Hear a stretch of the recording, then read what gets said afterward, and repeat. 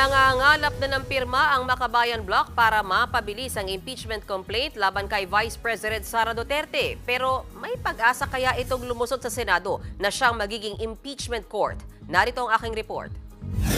Pursigido ang Makabayan Bloc na patalsikin sa pwesto si Vice President Sara Duterte dahil posibleng abutin ng ilang buwan ng proseso bago maratipikahan ang pagpapa-impeach sa bise. Nagsimula ng mangalap ng higit 100 pirma ang Makabayan Bloc. Para raw imbis na dumaan pa sa komite, idediretso na sa plenaryo ang resolution of impeachment sa kaiaakyat sa Senado na tatayong impeachment court.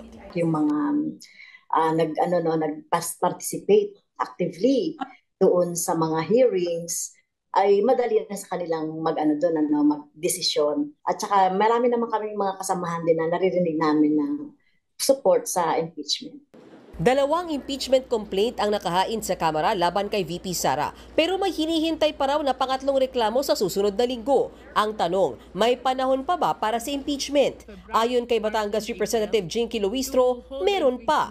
Basta idaraan daw sa resolution for impeachment ang kaso. Matatapos ito ng Kamara bagong eleksyon sa Mayo. Ang problema, baka magahol naman sa oras ang Senado. The legal question is, pwede ba na kapag nag-refer ang Congress ng impeachment complaint, tapos nagkaroon ng 2025 election, will the Senate still be in its legal position to continue with the impeachment trial?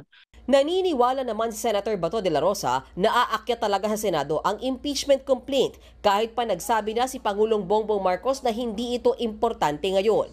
Kapag nagkataon, apektado raw ang kampanya ng mga gaya niyang re-electionist lalo't sila ang magsisilbing Senator Judge. Well planned yan, well planned.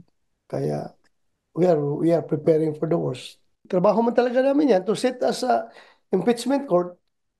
So, kung hindi kami magkakampanya, di lugi tayo.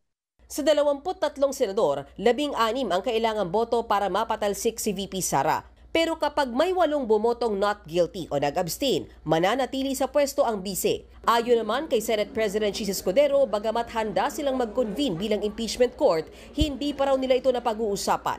Ayokong i-assume yung mga mangyayari at ayokong pangunahan, one way or the other.